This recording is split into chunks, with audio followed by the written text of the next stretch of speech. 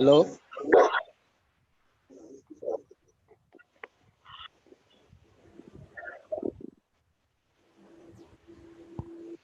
तांबे sir, जय भीम.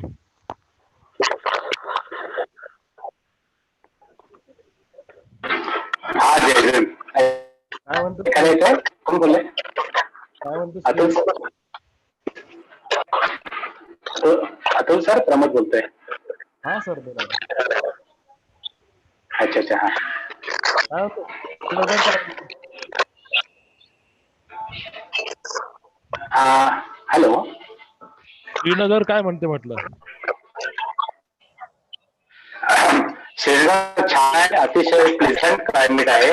जसं कोकणात March, February March मध्ये असावं असा छान गारवा आहे.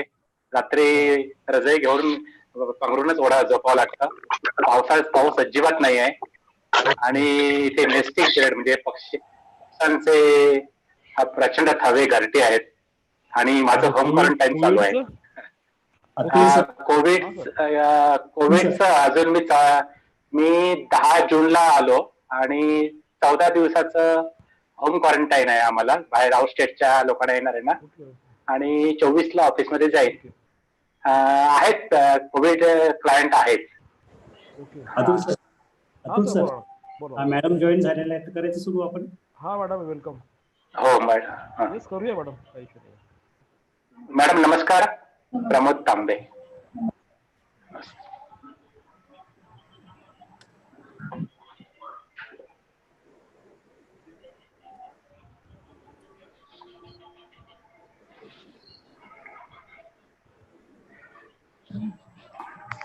तर युट्यूब लाईव्ह आहे. स्क्रीन शेअरिंगचं ऑप्शन. हो, एक minute madam.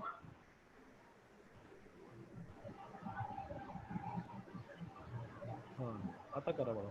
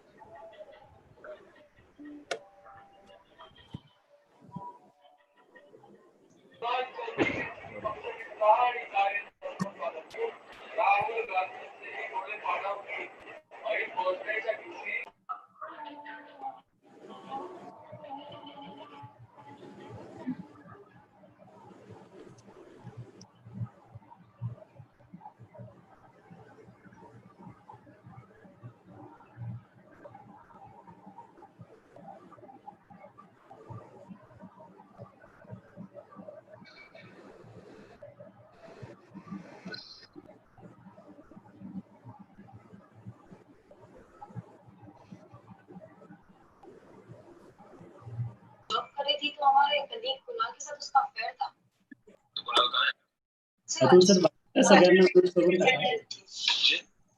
Hello Atul sir.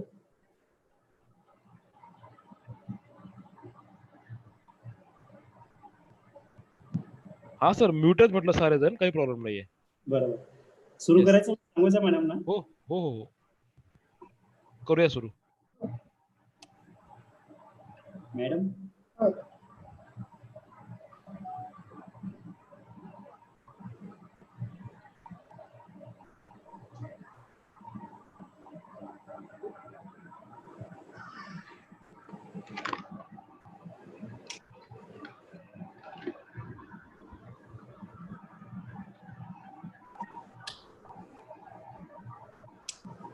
नमस्कार.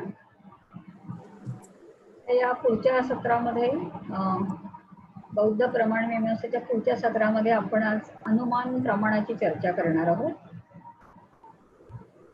मागच्या सत्रामध्ये आपण प्रत्यक्ष प्रमाणाची चर्चा करत असताना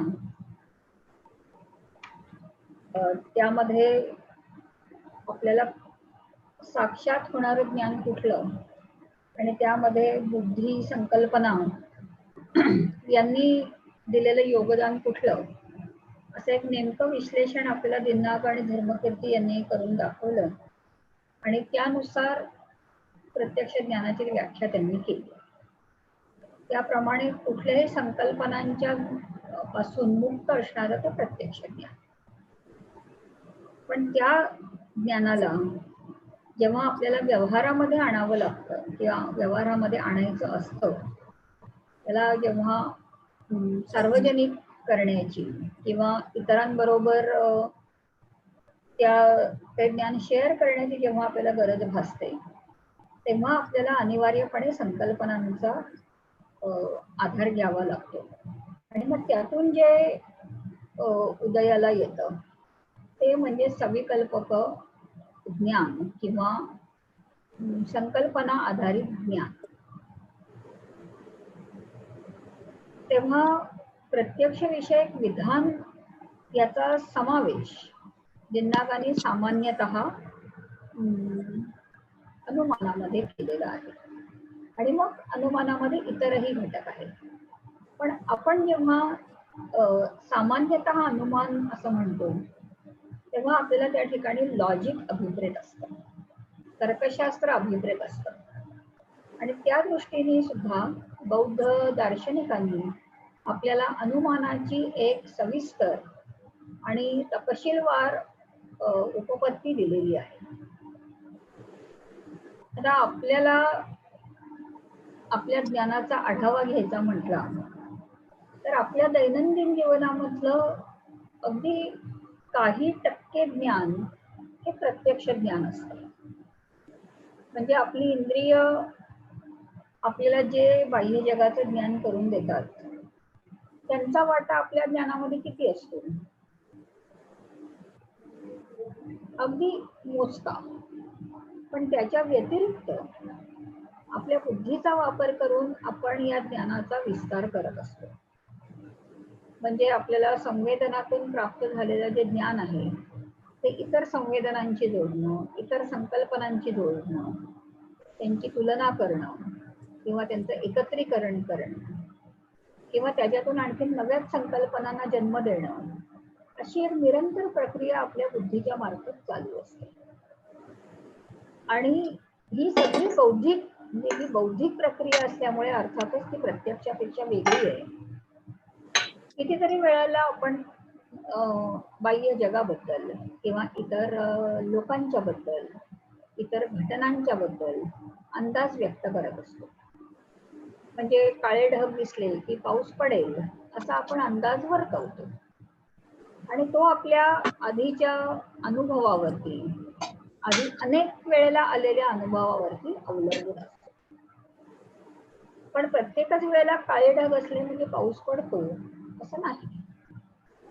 त्याला इतरही काही सपोर्टिंग कंडिशन असाव्या लागतात, इतरही काही पूरक घटना त्याच्याबरोबर घडाव्या लागतात, इतरही काही घटक उपस्थित असावे लागतात. मग काळे ढग आकाशात असले की पाऊस पडतो.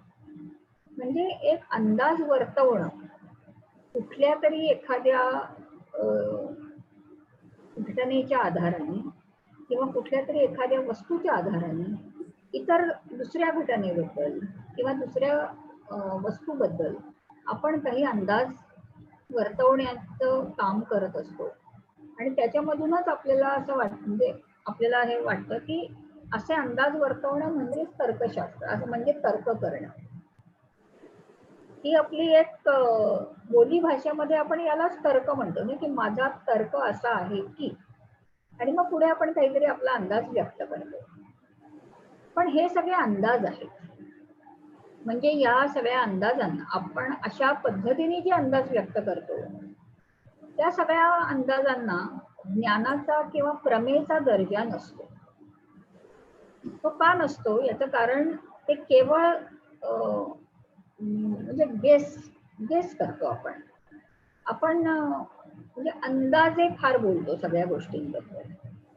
नेमकं त्याच्यामध्ये एक निश्चिती असेल, तार्किक निश्चिती असेल, 2 + 2 = 4 या गणिताच्या सूत्रामध्ये ज्या प्रकारची एक निश्चिती आहे तशा प्रकारची निश्चिती आपल्या या अंदाजांमध्ये नसते.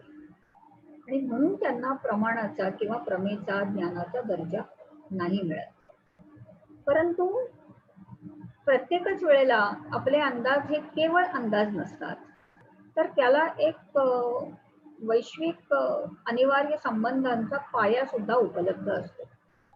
आणि अशा वैश्विक संबंधांच्या पायावर जे अंदाज आपले आधारित असतात ते अंदाज हे निश्चितपणे सत्य ठरतात. आणि त्या प्रक्रियेला, अशा वैश्विक अनिवार्य संबंधांच्या आधारावर नेमके निश्चित अंदाज व्यक्त करण्याच्या या सगळ्या प्रक्रियेला अनुमान असं म्हटलं जातं. तसं पाहिलं तर अनुमान म्हणजे एका वस्तूच्या आधाराने दुसऱ्या वस्तूचं करून घेतलेलं ज्ञान. पण त्याच्यातली एक वस्तू ही आपल्या प्रत्यक्ष ज्ञानाच्या कक्षेत असते आणि दुसरी वस्तू जी आहे ती प्रत्यक्ष ज्ञानाच्या कक्षेच्या बाहेर असते.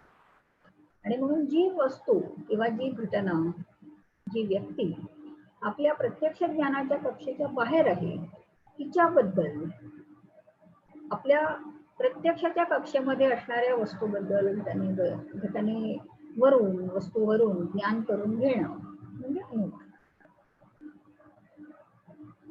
जसं आता मी तुम्हाला एक उदाहरण दिलं की काळे ढग दिसले म्हणजे पाऊस पडेल असं आपण म्हणतो. पाऊस पडत नसतो, तो पडेल भविष्य काळामध्ये, म्हणजे नजीकच्याच भविष्य काळात तो पडेल असं आपण म्हणतो. पण जो पडेल असं आपल्याला वाटत असतो तो निश्चितच आपल्या प्रत्यक्ष ज्ञानाच्या कक्षेमध्ये नसतो. मग प्रत्यक्ष ज्ञानाच्या कक्षेत काय आहे तर काळे ढग. म्हणून या काळ्या ढगांवरून आपण जे आपल्याला आत्ता दिसत नाहीये, जे अनुभवाला येत नाहीये त्याच्याबद्दलचा अंदाज वर्तवतो.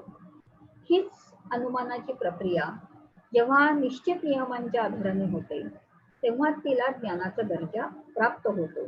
पण प्रक्रिया ही सगळीकडे ही अशीच आहे की जे आपल्या समोर आहे त्याच्या आधारावर जे आपल्या समोर नाही त्याच्याबद्दलचा ज्ञान करून घेणं. भारतीय आणि पाश्चात्य अशा दोन्ही परंपरांमध्ये तर्कशास्त्राला फार महत्व आहे. कारण तर्कशास्त्र म्हणजे विचारांचे नियम सांगणारे शास्त्र. हे जे सगळे तत्वज्ञानाचे वेगवेगळे अभ्यास विषय आहेत याच्यामध्ये एक प्रकारची काय म्हणावं त्याला, म्हणजे एक आदर्श विचार कसा करावा किंवा आदर्श वर्तन कसं असावं याच्याबद्दलचे असे निकष दिलेले असतात. तर तर्कशास्त्राचा संबंध हा आपल्या विचारांच्या नियमांशी आहे. मनुष्याचा आदर्श विचार म्हणजे काय किंवा तार्किक दृष्ट्या सुसंगत विचार म्हणजे काय, असे जे विचारांचे नियम तर्कशास्त्र घालून देतं किंवा ज्या पद्धतीने मनुष्य स्वैर विचारांकडून सुसंगत विचारांकडे प्रवास करेल अशा प्रकारच्या निकषांची, नियमांची निर्मिती करणं हे तर्कशास्त्राचं काम आहे. आणि आपल्या विचारांचे एक काही मूलभूत नियम आहेत, हे सगळीकडे सारखेच असतात. म्हणजे असं की आता प्रत्येक वस्तू ही तिच्या स्वतःशी एकरूप असते, हा आपल्या विचारांचा पहिला नियम. आणि हे अगदी म्हणजे बेसिक नियम आहे हा. त्याच्यामध्ये आपल्याला फार काही आर्ग्युमेंट करावं लागतं का किंवा हे दुसऱ्याला पटवून द्यावं लागतं का? मी स्वतः म्हणजे मीच, हे मला किंवा प्रत्येकालाच ते सिद्ध करण्याची गरज नसते. ते एक नॅचरल किंवा नैसर्गिक आपण ते मान्य करतो, नैसर्गिकरित्या ते मान्य करतो. तेव्हा हा म्हणजे प्रत्येक वस्तू ही स्वतःशी एकरूप असते, हा विचारांचा पहिला नियम. त्यानंतर प्रत्येक विधान सत्य किंवा असत्य असतेच. म्हणजे एक तर ते सत्य असेल किंवा ते असत्य असेल, हेही आपल्याला माहिती आहे. म्हणजे आता पाऊस पडत आहे असं समजा मी म्हटलं तर एकतर ते सत्य असेल किंवा असत्य असेल. याच्यापेक्षा तिसरी काही शक्यता संभवते का? नाही. आणि तिसरा नियम म्हणजे की विधान, कुठलंही विधान एकाच वेळेला सत्य आणि असत्य असं दोन्ही असू शकत नाही.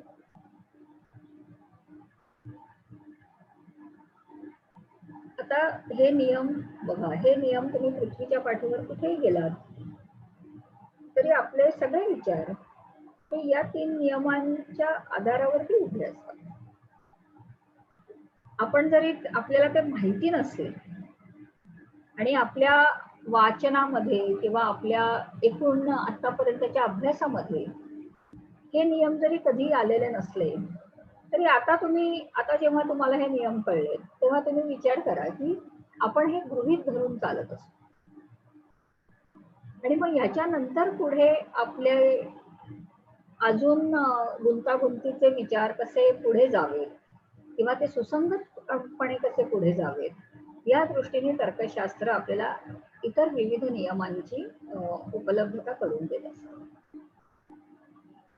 पण भारतीय आणि पाश्चात्य विचारांमध्ये एक महत्वाचा फरक असा की पाश्चात्य तर्कशास्त्राचा मोठा प्रवास हा सांकेतिक तर्कशास्त्राच्या दिशेने झाला, म्हणजे सिम्बॉलिक लॉजिक. गणितामध्ये जसं आपण चिन्हांचा वापर जास्त करतो किंवा आता बीजगणितासारख्या याच्यामध्ये आपण खूपसा चिन्हांचा वापर करतो, संख्यांपेक्षा जास्त चिन्हांचा वापर करतो, तसं पाश्चात्य तर्कशास्त्रामध्ये त्यांनी सांकेतिक चिन्हांचा जास्त वापर केला आणि त्यामुळे असे अमूर्त किंवा आकारिक नियम देण्याच्या दिशेने त्यांची प्रगती झाली. भारतीय तर्कशास्त्रामध्ये अशा प्रकारे सांकेतिक चिन्हांचा वापर न करता लॉजिक या विषयाला किंवा अनुमान या एकूणच अभ्यास विषयाला त्यांनी प्रमाण या दृष्टीने बघितलं. प्रमाण म्हणजे सत्य ज्ञान. आता चिन्हांच्या बाबतीत आपल्याला सत्य किंवा असत्य असं काही ठरवता येत नाही. आपल्याला फक्त चिन्हांमध्ये परस्पर संबंध काय असतील एवढ्या आधारावर ते योग्य आहे की नाही एवढं बघता येतं. म्हणजे सर्व क्ष य आहेत असं आपण समजा विधान केलं आणि मग पुढे असं म्हटलं की सगळे य हे ज्ञ आहेत, तर याच्यावरनं आपला निष्कर्ष काय होईल, तर सर्व क्ष हे ज्ञ आहेत. आता याच्यामध्ये क्ष म्हणजे काय, य म्हणजे काय, ज्ञ म्हणजे काय आपल्याला काही माहिती नाही. फक्त आपण त्यांच्यामधले परस्पर संबंध कसे आहेत त्याच्या आधारावर आपण काढलेला निष्कर्ष बरोबर आहे की नाही ते बघणार. परंतु भारतीय तर्कशास्त्रामध्ये अशा प्रकारच्या आकारिक किंवा सांकेतिक विचारांपेक्षा अनुमानातून आपल्याला सत्य ज्ञान मिळतं आहे की नाही याचं परीक्षण आपल्या दार्शनिकांनी अधिक केलं. आणि म्हणून अनुमान हे केवळ आकारिक तर्क असं न राहता ते ज्ञानाचं एक प्रमाण म्हणून भारतीय दर्शनाने त्याचा विकास केला. त्याला मर्यादा आहे, परंतु त्याचबरोबर त्याची काही बलस्थानं सुद्धा आहेत. म्हणजे कुठलंही अनुमान, कुठलाही युक्तिवाद हा जर योग्य असेल तार्किक दृष्ट्या तर भारतीय एकूण विचारसरणीनुसार म्हणजे ज्ञानशास्त्रीय विचारसरणीनुसार त्याच्यामधून निघणारा निष्कर्ष हा नेहमी सत्यच असेल हे म्हणजे त्याच्यावरून अधोरेखित होत असतं. आता या सगळ्या तांत्रिक बाबी आहेत, पण काही उदाहरणांच्या आधाराने आपण अनुमान प्रमाणाचा अभ्यास करूया. तर थोडीशी अनुमानाबद्दलची माहिती म्हणजे की सगळ्याच भारतीय तात्विक दर्शनांनी एक चार्वाक दर्शनाचा अपवाद वगळता सर्वच भारतीय दर्शनांनी अनुमान हे प्रमाण म्हणून स्वीकारले. कारण सर्वांना माहिती आहे की आपल्या ज्ञानाचा जर विस्तार व्हायचा असेल तर आपल्याला इंद्रिय ज्ञानाच्या पलीकडे जाऊन बुद्धीचा वापर करावा लागतो. अनेकांनी त्याच्या जोडीला शब्दांचाही वापर केला. म्हणजे अनेक दर्शनांनी एक बौद्ध, चार्वाक आणि वैशेषिक किती दर्शनं सोडली तर इतर सर्व दर्शनांनी प्रत्यक्ष, अनुमान आणि शब्द ही 3 प्रमाण ज्ञानाची साधनं म्हणून मान्य केली. अर्थात आता आपल्याला शब्दाचा विचार करायचा नाहीये, शब्दाचा अभ्यासही करायचा नाही आता. तेव्हा अनुमानाकडे आपण आपलं लक्ष वळवूया आणि चार्वाकांचा अपवाद वगळता सर्वांनीच अनुमान हे प्रमाण हे ज्ञानाचे साधन म्हणून स्वीकारले. त्याला आपण बौद्धिक ज्ञान असं म्हणू आणि अनेक दर्शनांमध्ये त्याचे जे घटक आहेत ते अनुमानाचं स्वरूप किंवा त्याचं वर्गीकरण आणि अनुमानाचे पायाभूत असे घटक कुठले त्याच्याबद्दल मतमतांतर आहेत. पण तो सगळा पुढच्या म्हणजे थोडा ऍडव्हान्स अभ्यासाचा विषय झाला. आज आपल्याला जे बघायचं आहे ते बौद्ध दर्शनामधली अनुमानाची आपल्या तोंड ओळख करून घ्यायची आहे. आणि तुमच्या सगळ्यांचा एकूणच या विषयामधला रस लक्षात घेता त्याचे जे सगळे म्हणजे प्राथमिक घटक आहेत त्याच्यावरती आपण विशेष लक्ष केंद्रित करू आणि ती संकल्पना आपण मुळापासून समजावून घेऊ. तेव्हा अनुमानाची व्याख्या साधारण करत असताना जे ज्ञात आहे त्याच्या आधारावर अज्ञाताचं करून घेतलेलं ज्ञान म्हणजे अनुमान अशी केली जाते. The cognition of the unobserved on the basis of the observe, की जे आपल्याला समोर दिसतंय किंवा जे आधी माहिती आहे त्याच्या आधारावर जे आपल्या ज्ञानाच्या कक्षेत नाही असतं त्याच्याबद्दलचं ज्ञान करून घेणं किंवा त्याच्याबद्दलचं करून घेतलेलं ज्ञान म्हणजे अनुमान. आता बौद्धांनी सुद्धा अनुमान हे प्रमाण म्हणून स्वीकारलं आणि आता या फार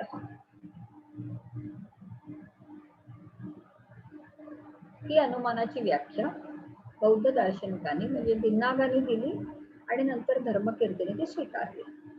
अनुमान हे अप्रत्यक्ष ज्ञान आहे आणि ते कशाचं अप्रत्यक्ष ज्ञान आहे तर वस्तूचं तिच्या लक्षणाच्या साहाय्याने होणारं ज्ञान,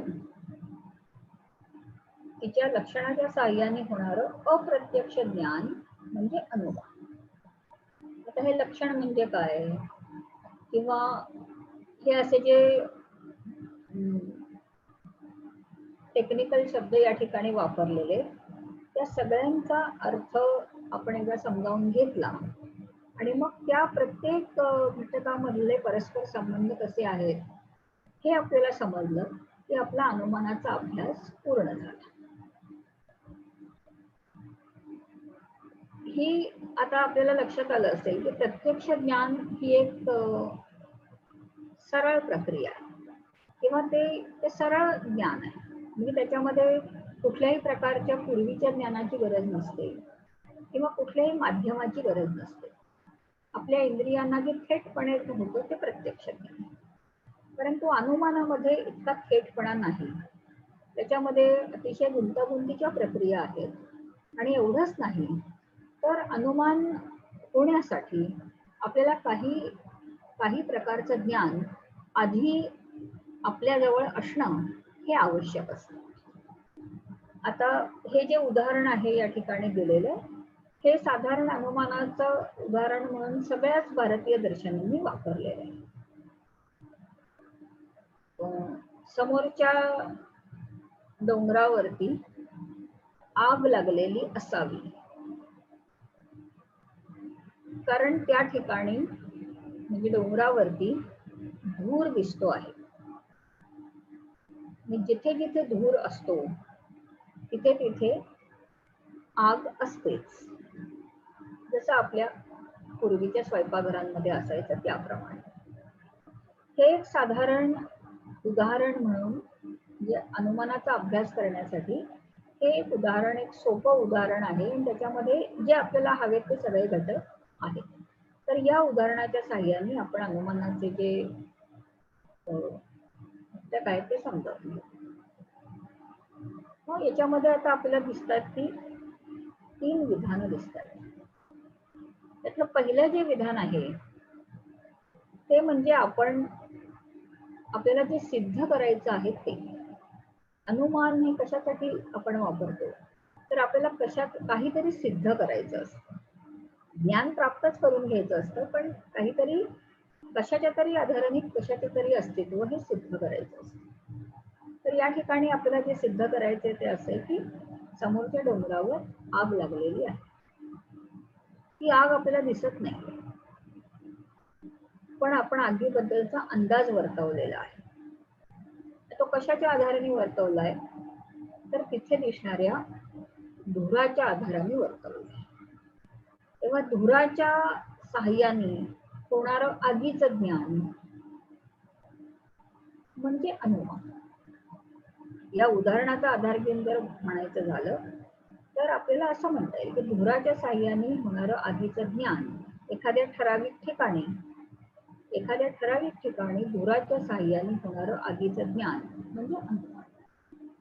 आणि त्याचा मुख्य आधार काय, तर हे जे आपलं तिसरं विधान आहे ते, जिथे जिथे धूर असतो तिथे तिथे आग असतेच. पुढचं उदाहरण त्यातलं आहे ते सोडून द्या, पण जिथे जिथे धूर असतो तिथे तिथे आग असतेच. हे जे धूर आणि आग यांच्यामधला हा जो अनिवार्य संबंध आहे, हे जे नेसेसरी रिलेशन आहे, तो आपल्या अनुमानाचा तार्किक पाया आहे किंवा ते त्याचं मुख्य आधारस्थान आहे. ते जर नसेल तर या अनुमानाला केवळ अंदाजाचा दर्जा येईल. परंतु असं ज्ञान, असं एक वैश्विक विधान जेव्हा आपल्या जवळ उपलब्ध असेल, त्याचं ज्ञान आपल्याकडे जेव्हा असेल, तेव्हाच आपण धुराच्या आधारावर आगीबद्दल निश्चित प्रकारचा निष्कर्ष काढू शकतो. तर याच्यामध्ये या ज्या वेगवेगळ्या संज्ञा आहेत त्या आपण समजावून घेऊ. अनुमानाचे मुख्यतः 3 घटक असतात: पक्ष, साध्य आणि हेतू. आता या उदाहरणामध्ये आपल्याला जे सिद्ध करायचंय ते म्हणजे आग. तेव्हा आग हे आपलं साध्य आहे. ते आपण कशाच्या आधाराने सिद्ध करणार, तर धुराच्या आधाराने सिद्ध करणार. तेव्हा धूर हा आपला हेतू आहे आणि ते ज्या ठिकाणी सिद्ध करणार ते म्हणजे पक्ष. तेव्हा डोंगर हा या अनुमानामधला, या उदाहरणामधला पक्ष आहे. पक्ष, साध्य आणि हेतू हे अनुमानाचे 3 घटक. हे अनुमानामध्ये प्रत्येक या विधानामध्ये 2-2 वेळेला येतात. म्हणजे संबंध अनुमानामध्ये ही प्रत्येक संज्ञा जी आहे ती 2 वेळेला येते. ते बघा तुम्ही. पहिला विधान जो आहे तो निष्कर्षाचं विधान आहे. समोरच्या डोंगरावर अग्नी आहे. हे जे निष्कर्षाचं विधान असतं याच्यामध्ये हेतू नसणार. त्याच्यामध्ये फक्त साध्य आणि पक्ष. समोरच्या डोंगरावर हेतू आहे, डोंगर हा पक्ष आणि आग हे साध्य. त्याचं कारण जे आपण सांगितलं, कारण समोरच्या डोंगरावरती धूर आहे म्हणजे परत डोंगर आला, पण आता त्याच्या बरोबरची संज्ञा बदलली. ते आहे धूर म्हणजे हेतू. आणि तिसरं जे वैश्विक विधान आहे ते नेहमीच साध्य आणि हेतू यांच्यामधला संबंधाचा निर्देश करतो. त्यामुळे धूर आणि अग्नी, जिथे जिथे धूर असतो तिथे अग्नी असतो. तेव्हा पक्ष या उदाहरणामध्ये 2 विधानांमध्ये आला.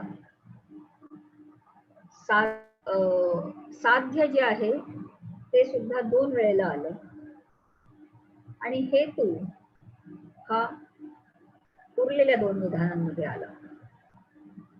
तर अनुमानाचं निष्कर्ष विधान सोडून इतर जी दोन विधानं आहेत त्यांना आधार विधानं असं म्हटलं जातं. म्हणजे या ठिकाणी पहिलं विधान जे आहे तो अनुमानाचा निष्कर्ष आहे आणि दुसरं आणि तिसरं ही जी दोन विधानं आहेत ती अनुमानामधली आधार विधानं आहेत.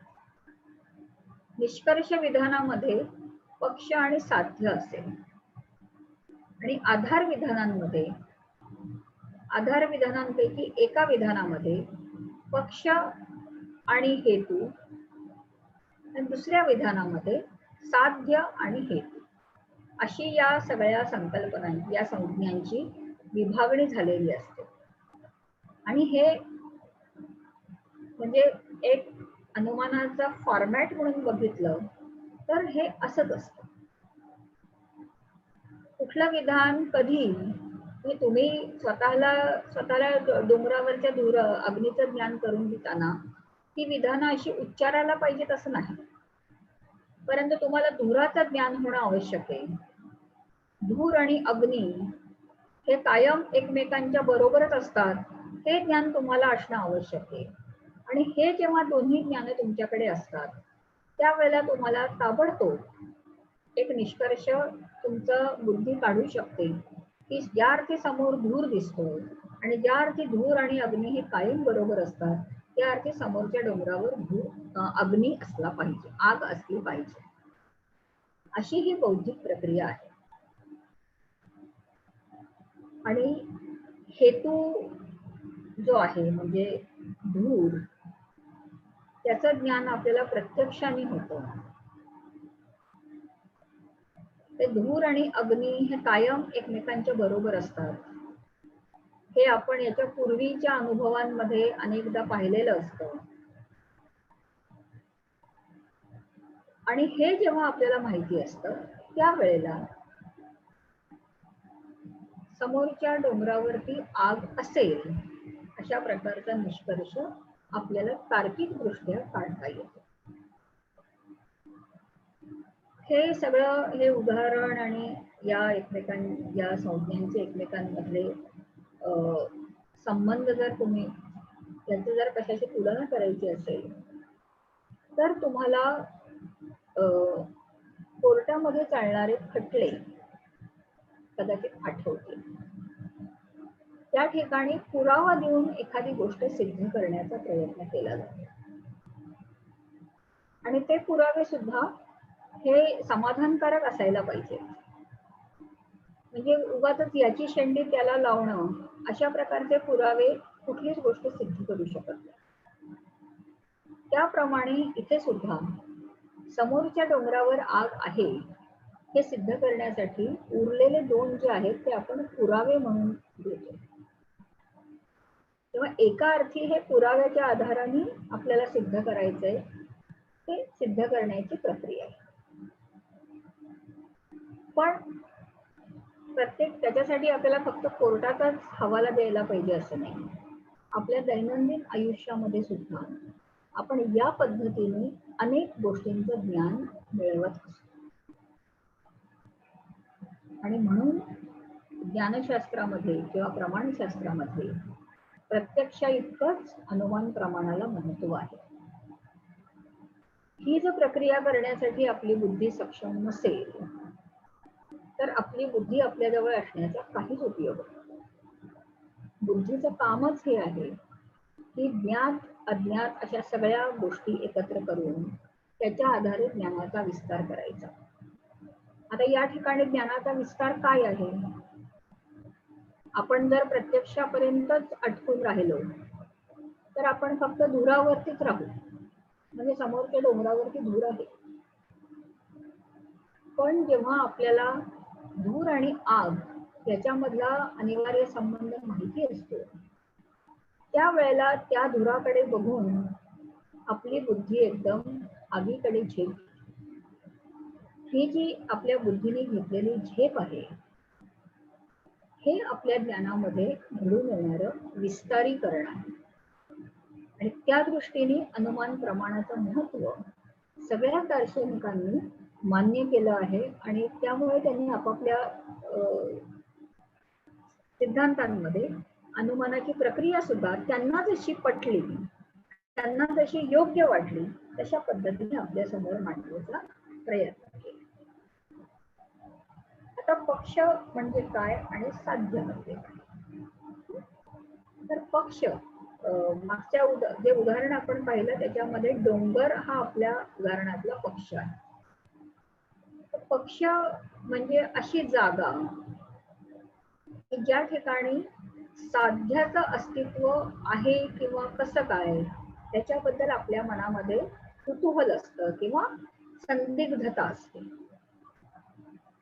त्या ठिकाणी ज्या ठिकाणी आपल्याला आपल्या साध्याचं अस्तित्व सिद्ध करायचं आहे ती जागा म्हणजे पक्ष. पण ती तेवढीच नाही, ज्या ठिकाणी आपल्याला साध्याचं अस्तित्व सिद्ध करायचं आहे आणि ज्या ठिकाणी हेतू आहे असं आपल्याला ज्ञान होतं ती जागा म्हणजे पक्ष. आपलं उदाहरण लक्षात आहे ना? म्हणजे समोरच्या डोंगरावरती आग आहे किंवा काय हे आपल्याला सिद्ध करायचं आहे आणि ते का तिकडे सिद्ध करायचंय याचं कारण त्या समोरच्या डोंगरावरच आपल्याला धूर दिसलेला आहे. तेव्हा साध्य आणि हेतू या दोघांचं एकत्र अस्तित्व ज्या ठिकाणी असतं अशी जागा म्हणजे पक्ष. दुसरा घटक जो आहे तो म्हणजे साध्य. अनुमानाच्या या प्रक्रियेमध्ये आपल्याला जे ज्ञात करून घ्यायचं आहे, जे आपल्या ज्ञानाच्या कक्षेपलीकडे आहे, पण जे ज्ञात करून घ्यायचं आहे आणि जे सिद्ध करायचं आहे ते म्हणजे साध्य. आपल्या या मागच्या उदाहरणामध्ये आपल्या अनुमानाचं साध्य आहे डोंगरावरची आग. ती आपल्याला प्रत्यक्ष ज्ञानाच्या साहाय्याने उपलब्ध होत नाहीये. अनिवार्य लक्षण आहे धूर, ते आपल्या समोर उपलब्ध आहे आणि त्याच्या आधाराने आपण आग आहे तिथे सिद्ध करणार आहोत. तेव्हा साध्य म्हणजे आपल्या प्रत्यक्ष ज्ञानाच्या कक्षेपलीकडची गोष्ट आहे, पण जी आपल्याला कुठल्या तरी प्रत्यक्ष ज्ञानाच्या आधाराने सिद्ध करायची आहे अशी गोष्ट किंवा घटना किंवा जे काही असेल ते, आणि ते त्या विशिष्ट पक्षावरतीच सिद्ध करायचं आहे. अनुमानाचा तिसरा घटक जो आहे तो म्हणजे हेतू. तर हेतूला अनेक नावं आहेत. त्याला लिंग, साधन किंवा व्याप्य असंही म्हटलं जातं. आपल्या सोयीसाठी आपण हेतू हाच शब्द वापरू. आणि अनुमानाच्या एकूण प्रक्रियेमध्ये हेतू ही मध्यवर्ती संकल्पना आहे. ती का मध्यवर्ती संकल्पना आहे? कारण पक्ष आणि साध्य या दोन्ही इतर घटकांची ती विशिष्ट नात्यांनी जोडलेली असते. पक्षावरती हेतू आहे याचं आपल्याला प्रत्यक्ष ज्ञान होतं किंवा साक्षात ज्ञान होतं, पण फक्त तेवढंच होऊन पुरेसं नाही. म्हणजे समजा एखाद्याला धूर दिसला पण त्याने आयुष्यात धूर पहिल्यांदाच पाहिलाय, त्यामुळे त्या धुराचा आगीशी काय संबंध आहे वगैरे त्याला काहीच माहिती नाही. मग अशा वेळेला त्या धुराचं आपल्याला झालेलं साक्षात ज्ञान हे तेवढ्याच पातळीवर राहील. त्याचा पुढे आपल्या अनुमानाचा एक घटक म्हणून उपयोग होऊ शकणार. असंही आपल्या दैनंदिन जीवनात अनेकदा होत असतं. एखादी गोष्ट आपण बघतो, कुठलीही असेल, म्हणजे आपल्या प्रत्यक्षाच्या परिप्रेक्षामध्ये ज्या ज्या गोष्टी घटना येतात त्यांचा विचार करा. एखादी गोष्ट आपण बघतो आणि तिचा दुसऱ्या घटनेशी, दुसऱ्या वस्तूशी काही संबंध आहे किंवा नाही हे आपल्या डोक्यामध्ये यायच्या आतच आपलं लक्ष दुसऱ्या कशाकडे तरी जातं आणि तो विषय तिथल्या तिथे संपून जातो. या अनुमानाची प्रक्रिया पूर्ण होण्यासाठी जे काही अनुकूल वातावरण असायला हवं, वातावरण म्हणजे भौगोलिक वातावरण असं नाही, आपल्या ज्ञानशास्त्रीय वातावरण जे असायला हवं ते अनेकदा नसतं आणि त्यामुळे अनेक वेळेला ती बौद्धिक प्रक्रिया अपूर्ण राहून जाते. पण ज्या वेळेला ती पूर्ण होते त्यावेळेला मात्र त्या ठिकाणी हेतू साध्य संबंध, हेतूचं साक्षात ज्ञान हे सगळे घटक उपस्थित असतात आणि त्याच्यावरून आपण लगेच अनुमानाच्या आपल्या निष्कर्षाकडे म्हणजे साध्याकडे जाऊ शकतो. तेव्हा हेतू पक्षावरती आहे हे साक्षात ज्ञानाने समजणं हे जेवढं महत्वाचं असतं तेवढंच त्या हेतूचा आपल्या संभाव्य साध्याशी एक वैश्विक आणि अनिवार्य संबंध आहे हे माहिती असणं हे सुद्धा महत्वाचं असतं. तेव्हा हेतू हा पक्षाशी साक्षात ज्ञानाने जोडला जातो आणि साध्याशी त्याचा संबंध जो असतो त्याला व्याप्ती ज्ञान असं म्हणतात. यापैकी एकही जर काही संबंध म्हणजे हेतू जर पक्षावरती आपल्याला दिसलाच नाही तर अनुमानाच्या प्रक्रियेला प्रारंभच होणार नाही. पण तो पक्षावर दिसला आणि त्याचं साध्याशी असणारं नातं ते जर आपल्याला माहिती नसेल तर आपली अनुमानाची प्रक्रिया पुढे सरकू शकणार. त्या दृष्टीने हेतू ही अनुमानातली अगदी कळीची जागा आहे आणि त्या संकल्पनेचं, त्या संज्ञेचं महत्व केवळ बौद्धच नाही तर सर्वच दार्शनिकांनी अतिशय तपशिलात जाऊन उलगडून दाखवलेलं आहे. अनुमान यशस्वी होण्यासाठी किंवा अनुमानातून आपल्याला सत्य ज्ञानाची प्राप्ती होण्यासाठी हेतू या संज्ञेने, हेतू या संकल्पनेने काही अटींची पूर्तता करणं आवश्यक असतं. हे सर्वांच्याच लक्षामध्ये आलं आणि त्यानुसार प्रत्येक दार्शनिकांनी, सगळ्या दार्शनिकांनी हेतूने कुठल्या कुठल्या अटींची पूर्तता करायला हवी याच्याबद्दलचे काही नियम ठरवून दिले. त्याप्रमाणे दिनांक आणि धर्मकीर्ती यांनी असं सांगितलं की हेतू हा जर अनुमानाच्या यशाचा पाया आहे किंवा ती जर अनुमानाची मध्यवर्ती संकल्पना आहे तर या हेतूने 3 अटींची पूर्तता करणं हे आवश्यक आहे. त्याप्रमाणे ही जी 3 वैशिष्ट्ये आहेत किंवा हे चांगल्या हेतूची 3 लक्षण असं त्याला म्हटलं जातं. पहिलं जे आहे, पहिलं लक्षण हेतूचं ते असं, त्याला संस्कृत नाव आहे पक्षसत्व. म्हणजे हेतूची पक्षावरती असणारी अनिवार्य उपस्थिती. आता समजा म्हणजे ते एक आपण उदाहरण असं घेतलं, धूर आणि अग्नीचं उदाहरण आपण आपल्या अनुमानाच्या प्रक्रियेचा अभ्यास करण्यासाठी बघितलं. पण समजा असा विचार करा की आपण दुसऱ्या कुठल्या तरी गोष्टींची सिद्धता करण्यासाठी अनुमान प्रक्रियेचा वापर करतो. आपण एका मोठ्या बिल्डिंग मध्ये शिरलो, आपण कोणाला तरी शोधतोय आणि एका मोठ्या इमारतीमध्ये शिरलो.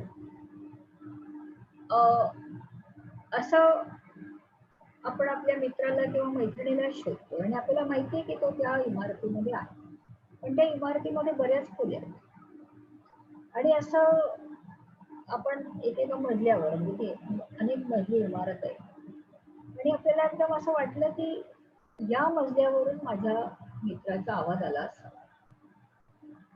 असावा. आला असं नाही, आला असावा. आणि म्हणून आपण निष्कर्ष काढला की ज्या अर्थी या मजल्यावरून माझ्या मित्राचा आवाज आला असावा, 3ऱ्या मजल्यावरून माझ्या मित्राचा आवाज आला असावा तेव्हा माझा मित्र तिसऱ्या मजल्यावर आहे. आता वरवर दिसायला हे अनुमान योग्य दिसतंय आणि निष्कर्ष पण त्याचा योग्य दिसतो, परंतु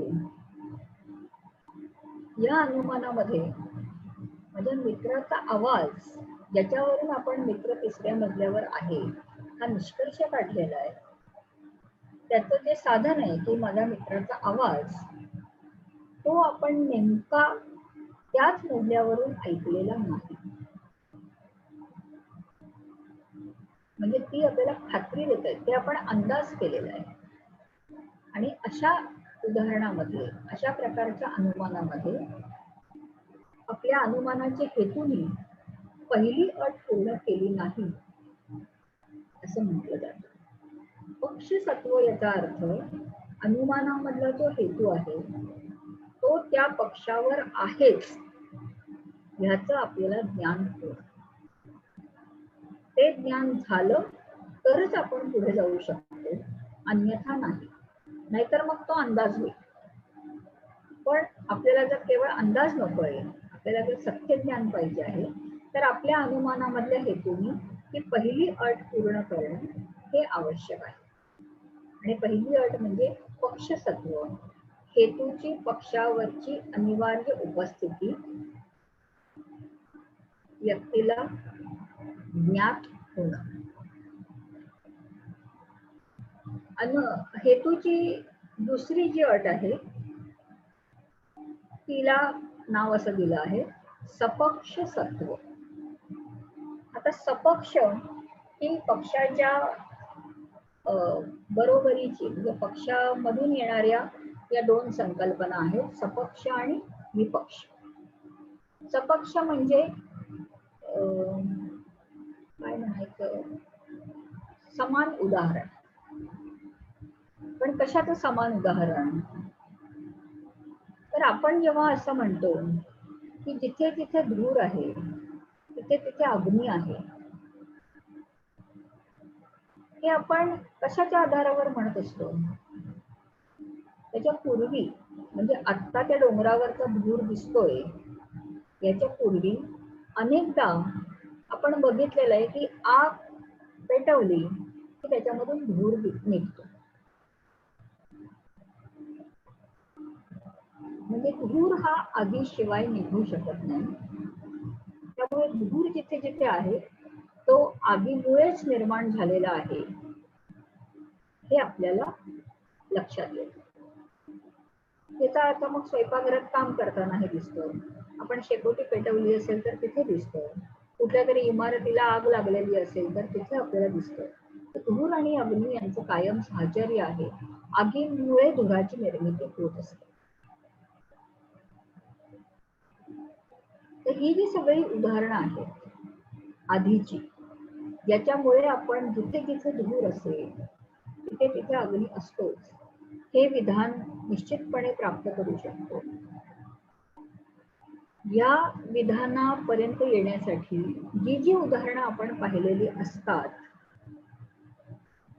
जिथे आग असल्यामुळे धूर असतो, धूर आणि आग यांचं साहचर्य आपण पाहिलेलं असतं, अशी सगळी उदाहरणं म्हणजे सपक्ष. आणि केवळ अशी उदाहरणं असं नाही, तर ज्या ठिकाणी आग असू शकते आणि म्हणून धूर असेल, अशा प्रकारची परिस्थिती जिथे असते ते सपक्ष. म्हणजे धूर आणि आगीचं उदाहरण घ्यायचं म्हटलं तर आपण समुद्रामध्ये धूर शोधायला जाणार नाही, कारण सर्वसामान्य परिस्थितीमध्ये समुद्रामध्ये आग नसते. ज्या ठिकाणी पाणी आहे त्या ठिकाणी आपल्याला आग दिसणार नाही. आणि त्यामुळे अशा ठिकाणी जर आपल्याला धूर दिसायला लागला तर आपल्याला आश्चर्य वाटेल की इथे कसा धूर आला. मग धूर नाहीये, कदाचित दुसरं काहीतरी आहे, आपल्या धुराचा भास झाला वगैरे.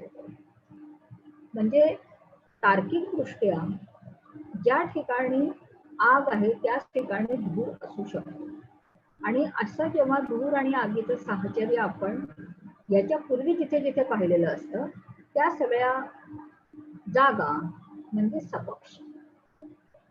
तर ही जी दुसरी अट आहे हेतूची, ती म्हणजे अशी की हेतूचं अस्तित्व हे फक्त सपक्षावरतीच असावं आणि त्याचीच दुसरी बाजू म्हणजे हेतूने विपक्षावरती सर्व प्रकारच्या विपक्षांवरती हेतूने अनिवार्यपणे अनुपस्थित असलं पाहिजे. आता सपक्ष म्हणजे काय हे जेव्हा आपल्याला कळलं, त्याच्यावरून विपक्ष ही संकल्पना समजायला अवघड जाणार. विपक्ष याचा अर्थ ज्या ठिकाणी आग असण्याची अजिबात शक्यता नाही आणि त्यामुळे हेतू असणारच नाही, त्या ठिकाणी धूर असण्याची त्यामुळे शक्यता नाही.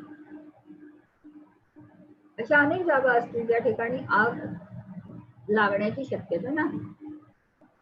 जिथे आग लागण्याची शक्यता नाही तिथे धूर असेल तर आग आणि धूर यांच्यामध्ये अनिवार्य संबंध आहे असं आपल्याला म्हणता येणार.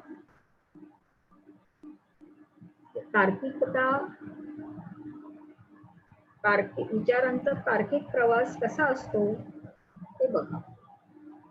आपण अंदाज प्रक्रियेशी परिचित आहोत, पण त्या अंदाजामधून आपल्याला जर सुयोग्य तर्काकडे, अतिशय तर्कसिद्ध अशा अनुमानाकडे जायचं असेल तर या सगळ्या अटींची पूर्तता आपल्या विचार प्रक्रियेमध्ये होणं किती आवश्यक आहे ते बघा. ज्याच्या आधारावरती आपण अनुमान करतो त्या लक्षणाने किंवा त्या हेतूने या 3 अटींची पूर्तता करायला पाहिजे. म्हणजे एकतर तो हेतू आपल्या ज्ञानाच्या कक्षेत असायला पाहिजे, हे पहिलं. दुसरं, तो जो हेतू आहे ज्याच्यामुळे आपण दुसऱ्या कुठल्या तरी घटकाचं, दुसऱ्या कुठल्या तरी वस्तूचं अस्तित्व सिद्ध करणार आहोत, त्या दोनचं साहचर्य, त्या दोनांचं सह अस्तित्व आपण ह्याच्यापूर्वी अनेकदा पाहिलेलं आहे. तेव्हा ज्या ठिकाणी ते साध्य असेल त्याच ठिकाणी हेतू असावा आणि ज्या ठिकाणी साध्य असण्याची शक्यता नसेल त्या ठिकाणी हेतूने सुद्धा अजिबात अस्तित्वात असू नये.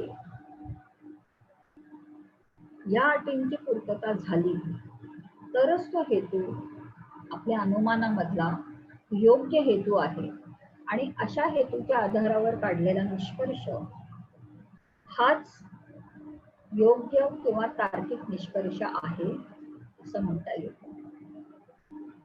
यांची जर पूर्तता झालेली नसेल तर आपला निष्कर्ष हा तार्किक नसेल, तो सत्य निष्कर्ष नसेल, तो कुठल्या तरी चुकीच्या तार्किक प्रक्रियेचा असा परिणाम असेल. म्हणजे साधं उदाहरण, या उदाहरणाच्या संदर्भातलंच एक वेगळं उदाहरण आपण बघू. आपण असं म्हणू शकतो जिथे जिथे धूर आहे तिथे तिथे आग असते. त्याचं कारण आग हे धुराचे कारण आहे, म्हणजे त्यांच्यामध्ये कार्यकारण भाव आहे. आगीमधून धुराची उत्पत्ती होते.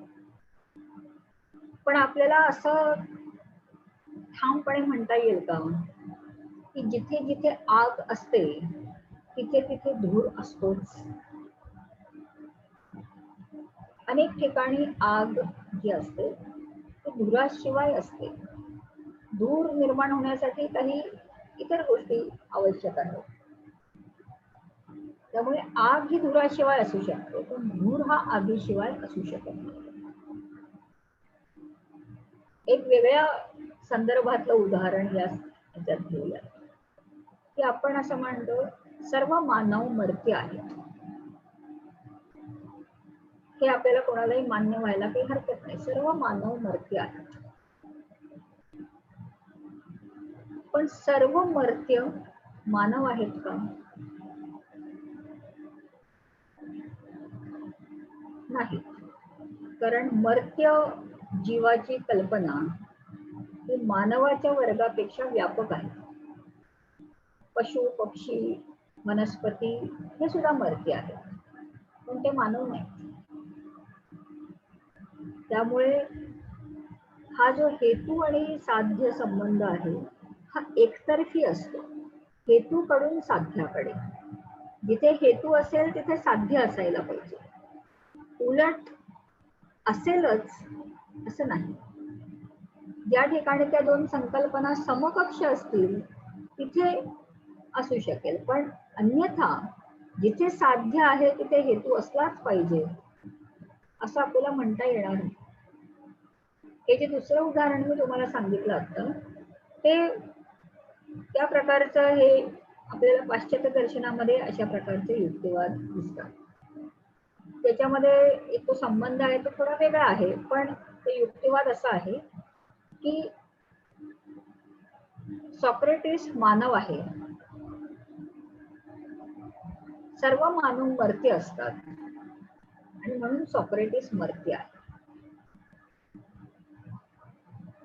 आता सर्व मानव मर्त्य असतात हे जर विधान आपण उलट केलं तर आपल्याला ते असं करावं लागेल, सर्व मर्त्य मानव असतात, सॉक्रेटिस मर्त्य आहे म्हणून सॉक्रेटिस मानव आहे.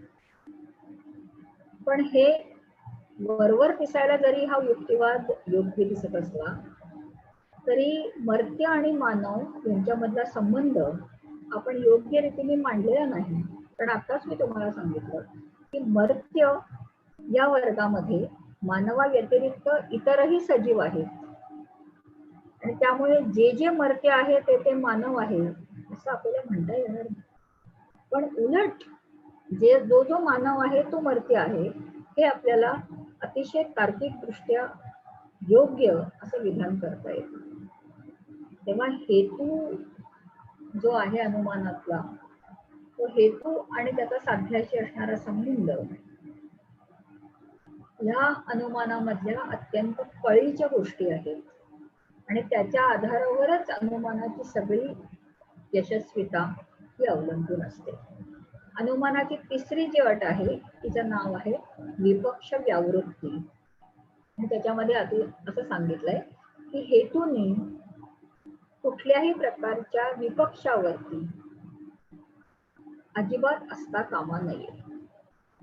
जर हेतू विपक्षावर असेल म्हणजे जर हेतू ज्या ठिकाणी साध्य असण्याची शक्यताच नाही अशा कुठल्या तरी ठिकाणी असेल तर तो हेतू अनुमानामधला योग्य हेतू नाही आणि त्याच्यामुळे आपल्याला जे निष्कर्ष सिद्ध करायचा आहे तो सिद्ध होऊ शकणार. या ज्या तीन संज्ञा आपण अनुमानामध्ये पाहिल्या, पक्ष, साध्य आणि हेतू, या तीन संज्ञांमधले जे परस्पर संबंध आहेत त्याही संबंधांना काही विशिष्ट नावं दिलेली आहेत. तर पक्ष आणि हेतू यांच्यामध्ये जो संबंध आहे त्याला नाव दिलं आहे पक्षधर्मता. पक्षधर्मता याचा अर्थ हेतूने पक्षावर उपस्थित असण्याचा धर्म. धर्म म्हणजे लक्षण, धर्माचा आपल्या रिलिजनशी काही संबंध नाही. पक्षधर्मता याचा अर्थ हेतूमध्ये पक्षावर उपस्थित असण्याचा जो गुणधर्म असतो तो गुणधर्म हे त्या संबंधाचं नाव आहे आणि ते आपल्याला प्रत्यक्ष ज्ञानाने कळतं. म्हणजे हेतूची पक्षधर्मता ही आपल्याला प्रत्यक्ष ज्ञानाने कळते आणि ती अनुमानाची सुरुवात आहे. अर्थात ही जी सुरुवात आहे ही अशी प्रासंगिक आहे. म्हणजे हेतू प्रत्येक वेळी एकाच ठिकाणी असायला हवा का?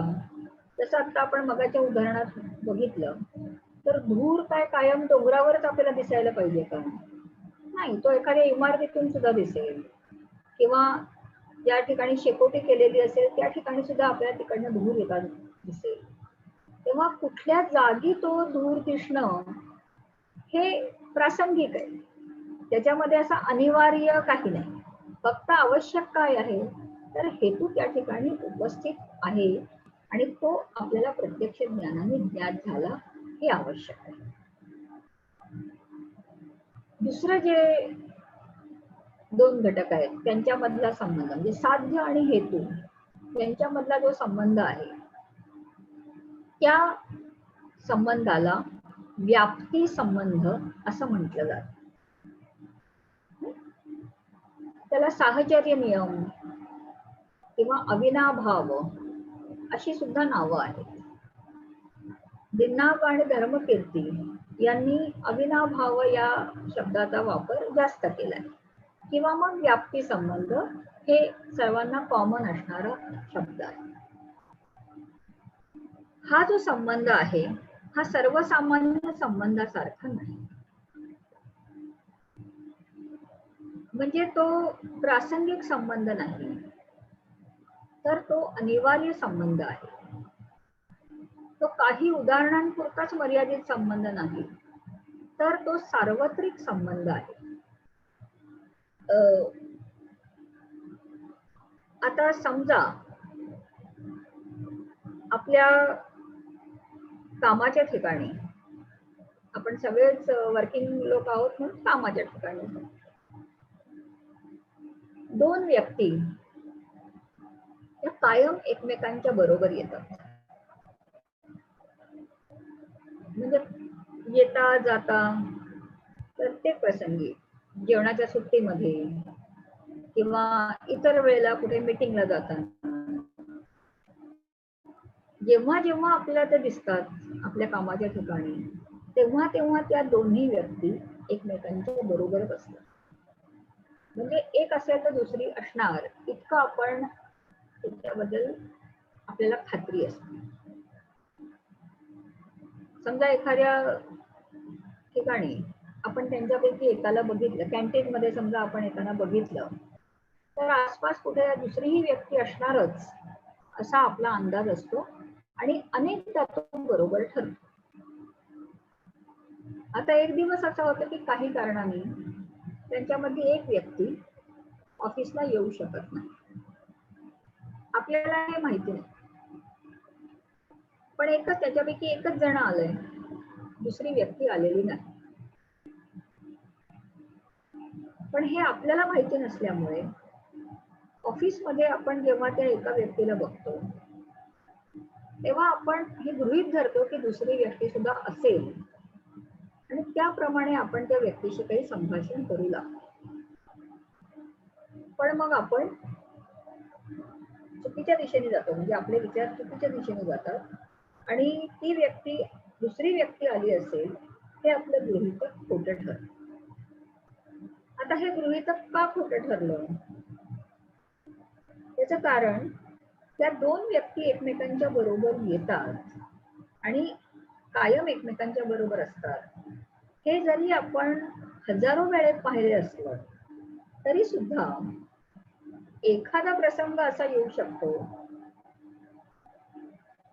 की ज्यामध्ये एक व्यक्ती आहे आणि दुसरी व्यक्ती नाही.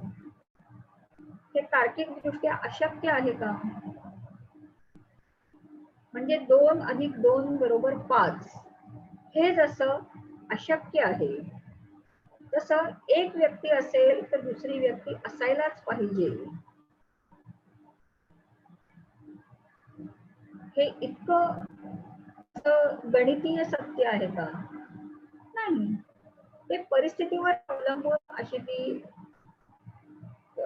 हा जो त्यांच्यामधला साहचर्य संबंध आहे हा परिस्थितीवर अवलंबून असणारा संबंध आहे आणि त्यामुळे त्याच्यामध्ये तशी तार्किक अनिवार्यता नाही. ती तार्किक अनिवार्यता नसल्यामुळे अशा प्रकारच्या ज्ञानावर, म्हणजे एक व्यक्ती असेल तर दुसरी व्यक्ती असायलाच हवी, ह्या आपल्या गृहीतकावर आधारलेला आपला अनुमान खोटं ठरू शकतं. आणि असा जो खोटं ठरू शकणारा संबंध आहे तो आपल्या अनुमानाचा पाया होऊ शकत नाही.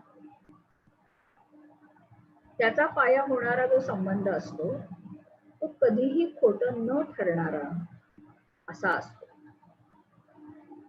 ज्या ठिकाणी आपल्याला कार्यकारण भाव दिसेल, म्हणजे एक वस्तू दुसऱ्या वस्तूचं कारण आहे हे आपल्याला जेव्हा माहिती असेल तेव्हा आपण एकावरून दुसऱ्याचं अनुमान करू शकतो.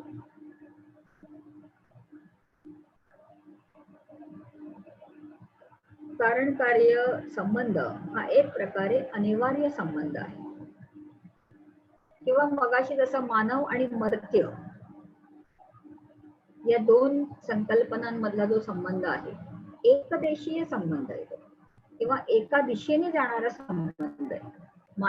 मानवत्वापासून मर्त्यत्वाकडे जाणारा असा तो एकरेषीय संबंध आहे. पण असे संबंध ज्या ठिकाणी असतात त्या ठिकाणी आपल्याला अनिवार्यता मिळते. आणि हा अनिवार्य संबंध हा अनुमानाचा पाया असतो. या व्यतिरिक्त इतर सगळे संबंध हे संभाव्य असतात. अतिशय उच्च कोटीची संभाव्यता त्यांच्यामध्ये असू शकेल, परंतु अनिवार्यता जर नसेल तर ते आपल्या अनुमानाचा पाया होऊ शकत नाही. आणि म्हणून अनुमान हे तार्किकदृष्ट्या समाधानकारक असण्यासाठी किंवा तार्किकदृष्ट्या ते योग्य ठरण्यासाठी आणि त्याचबरोबर त्याच्यामधून सत्य ज्ञान आपल्याला मिळायचं असेल तर हा जो व्याप्ती संबंध आहे, हा व्याप्ती संबंध हा दोन अनिवार्यपणे एकमेकांशी जोडल्या गेलेल्या वस्तूंमध्येच आहे ह्याची आपण खात्री करून घ्यायला पाहिजे. ती जर खात्री करून घेतलेली नसेल तर आपल्या अनुमानाचा पाया कच्चा राहतो आणि अनुमान तार्किकदृष्ट्या सदोष निष्कर्षाकडे सुद्धा जाऊ शकतो. तेव्हा तीन संज्ञा पक्ष, साध्य आणि हेतू आणि त्या तीन संज्ञांमधले हे दोन प्रकारचे संबंध, एक म्हणजे पक्षधर्मता आणि दुसरं म्हणजे व्याप्ती संबंध. हे दोन संबंध हे एवढं सगळं ज्ञान जेव्हा आपल्याकडे असतं त्यावेळेला आपण तिसऱ्या संबंधाकडे म्हणजे पक्ष आणि साध्य यांच्यातल्या संबंधाकडे, याचाच अर्थ आपल्या अनुमानाच्या निष्कर्षाकडे पोहोचू शकतो. सो अनुमानाची प्रक्रिया ही अशी प्रत्यक्ष ज्ञान, व्याप्ती ज्ञान यांच्यातून प्रवास करून मग निष्कर्षाकडे जाते. त्यातली प्रत्येक पायरी महत्वाची आहे. हेतूचं प्रत्यक्ष ज्ञान होणं हे सुद्धा महत्वाचं आहे. ते हेतूचं प्रत्यक्ष ज्ञान झाल्यावर ते हेतू आणि साध्य यांच्यामधला व्याप्ती संबंध आपल्याला जर आधी माहिती असेल तर तो आठवणं, त्या क्षणी तो आठवणं आणि त्याच्या आधारे आपण साध्याकडे उडी मारणं, बौद्धिक उडी मारणं हेही आवश्यक आहे. आणि जर तो व्याप्ती संबंध हा तार्किक दृष्ट्या अनिवार्य असा असेल तर आपण मारलेली बौद्धिक उडी ही योग्य निष्कर्षापर्यंत जाऊन पोहोचणं हे घडून येतं. तेव्हा आपण या अनुमान प्रमाणामध्ये किती प्रवास करतो, आपल्या बुद्धीच्या आधाराने आपण किती प्रवास करतो ते बघ.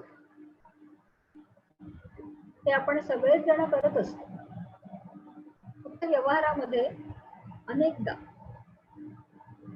आपली अनुमानं ही अत्यंत संभाव्यतेच्या पातळीवर येऊन थांबतात. म्हणजे ती अशी निश्चितपणे गणितासारखी ती अशी निश्चितपणे सत्य असतीलच प्रत्येक वेळी असं नाही. याचं कारण आपण थोडेसे कॅज्युअल असतो आणि त्यामुळे फार सगळ्या गोष्टींची शहानिशा न करता आपण पटकन निष्कर्षापर्यंत जातो. मग काही वेळेला आपण असे तोंडावर आपटतो. त्याचं कारण आपण ज्या गोष्टींची शहानिशा करायला पाहिजे असते त्या गोष्टींची शहानिशा केलेली नसते आणि त्यामुळे मग आपल्याला आपण काढलेला निष्कर्ष हा फसवा ठरू शकतो आणि तो आपल्याला आपली फसगत करतो, आपल्याला सत्य ज्ञान देत नाही. ज्या वेळेला निष्कर्ष सत्य ज्ञान देत नाही त्यावेळेला ज्याच्या आधाराने आपण निष्कर्ष काढलेला आहे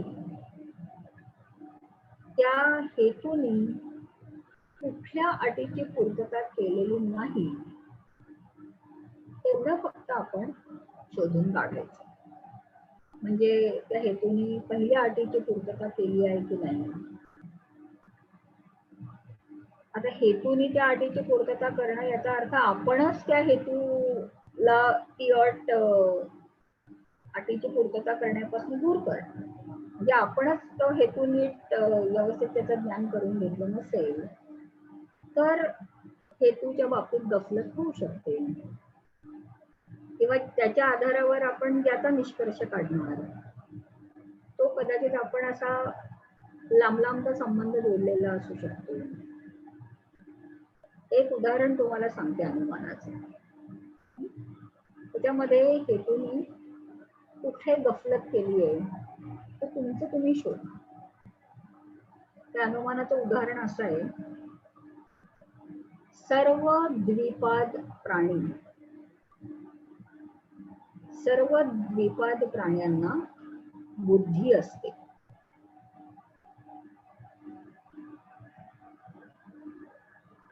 दुसरं विधान असं आहे, हंस हे द्विपाद आहेत. आणि त्यावरून निष्कर्ष असा की हंसांना बुद्धी असते. आता हे तुमच्या अभ्यासासाठी अनेकदा आपली अनुमानही या दिशेने जातात. आग आणि धूर आणि आग यांच्यासारखी अनुमान कमी असतात, कारण आपल्या लौकिक व्यवहारामध्ये थोडेसे गाफील असतो. पण जर आपल्याला अनुमान हे ज्ञानाचं साधन म्हणून बघायचं असेल तर त्याच्या या सगळ्या आदर्श अटींची पूर्तता करायला हवी आणि मग ते अनुमान आपल्याला सत्य निष्कर्ष बरोबर काढून देतात. तेव्हा या ठिकाणी आपला अनुमानाचा अभ्यास संपला. जरी आपण 1 तासामध्ये हा सगळा करून घेतलेला असला तरी तुमच्यासाठी आता बराच मोठा गृहपाठ आहे, कारण हे जर तुम्हाला लक्षात ठेवायचं असेल तर याच्यावर तुम्हाला थोडं चिंतन करावं लागेल, अभ्यास करावा लागेल आणि आता तुमचा पुढचा अभ्यास तुमचा सुरू होईल. आपली सेशन्स या ठिकाणी आपली संपली असं म्हणायला, कारण अनुमानाचा विचार झाल्यानंतर मग बौद्धांच्या प्रमाण मीमांसेमध्ये आपल्याला तसं अभ्यासण्यासारखं काही राहिलेलं नाही. तेव्हा आजचं सेशन या ठिकाणी आपलं संपलं. कोणाला काही प्रश्न विचारायचे असतील, चर्चा करायची असतील तर आपण ओपन करूया. धन्यवाद मॅडम. आता पार्टिसिपंट स्वतःला अनम्यूट करू शकता आणि जर आपले काही क्वेश्चन्स असतील, डाऊट्स असतील तर आपण विचारावे प्लीज.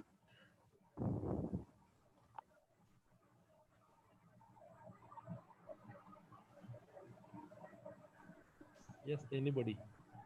हॅलो बोला. हॅलो. हा बोला. हा बोला महाराज. हा मॅडम, मला एक विचारायचं आहे की म्हणजे आपण जे काही प्रत्यक्ष अनुमान किंवा तत्वज्ञानात्मक ज्या गोष्टी शिकवलेल्या आहेत तर त्या वास्तविक पाहता दिगनाग, धर्मकीर्ती यांनी मांडलेल्या आहेत. तर भगवान बुद्धांच्या ज्या मूळ त्रिपिटकामध्ये असं एखाद्या सूत्रांचा उल्लेख दाखवता येईल का जिथे या पद्धतीच्या गोष्टी सांगितलेल्या आहेत? नाही. नाही, कारण ज्ञानमीमांसा हा विचार प्राचीन बौद्ध मतामध्ये नव्हताच मुळात. बुद्धांचा सगळा भर हा दुःख निवृत्तीकडे होता आणि त्यामुळे त्यांनी सत्ता मीमांसा किंवा ज्ञानमीमांसा या विषयांच्या जंजाळामध्ये लोकांना फारसं अडकवलं नाही.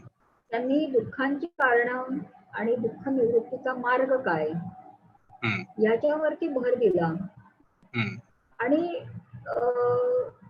त्यांचा जो विचार जो आहे हा मुख्य निर्वाण केंद्रीय होता.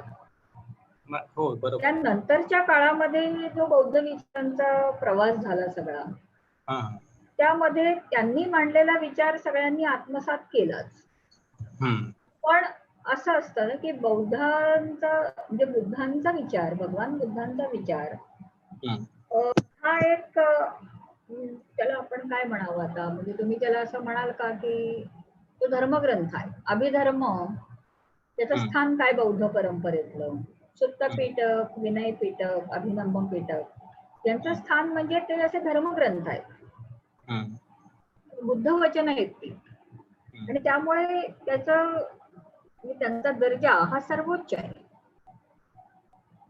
पण ह्याच्या आधारावर जेव्हा तुम्ही इतर लोकांशी संभाषण करता किंवा तुम्हाला जेव्हा बौद्धिक सभेमध्ये याच्याबद्दल बोलायचं असतं, त्यावेळेला तुम्ही फक्त बुद्धांवर माझी श्रद्धा आहे आणि म्हणून हे सगळं खरं आहे असं म्हणू शकत नाही. त्यावेळेला तुम्हाला तुमचा मुद्दा सिद्ध करण्यासाठी प्रमाणं द्यावी लागतात, जी सगळ्यांना मान्य होती. आणि म्हणून त्या बुद्ध विचारांना सुसंगत अशी ही प्रमाणं मांडण्याचं काम हे नंतरच्या विचारांनी केलं, नंतरच्या दार्शनिकांनी केलं. त्यामुळे कुठेतरी ती विचारांची बीज असतील, परंतु तशी सूत्र किंवा तसे सिद्धांत तुम्हाला पिटकांमध्ये मिळणार नाहीत, एवढं नक्की. बरोबर आहे.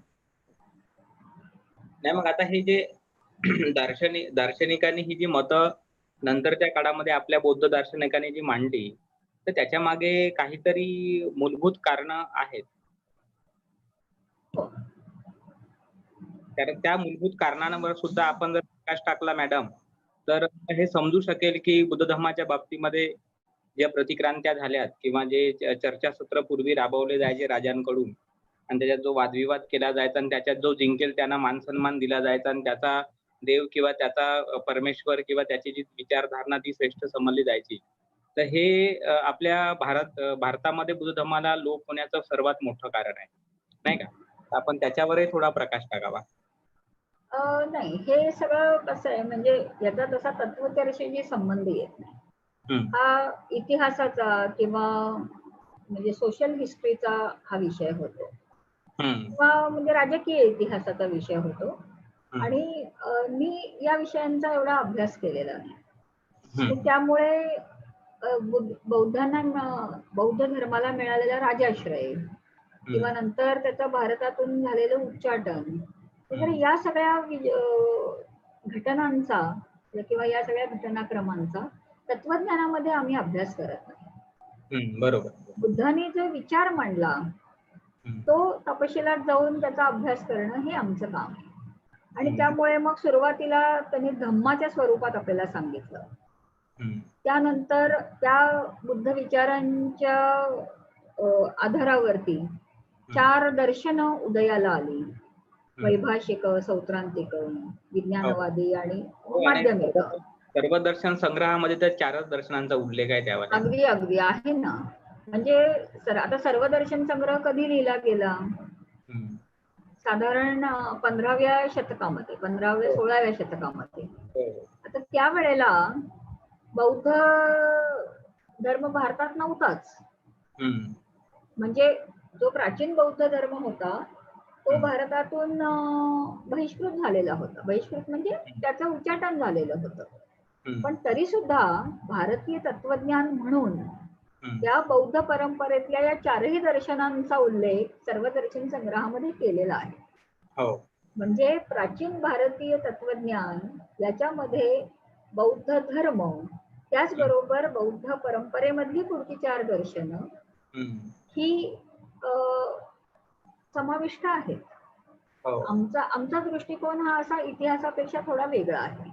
आणि त्यामुळे तो का बरं बाहेर गेला, म्हणजे तो वेदांताच्या प्रभावामुळे बाहेर गेला का किंवा इतर काही राजकीय कारणं होती, हा अभ्यास साधारण इतिहासामध्ये केला जातो.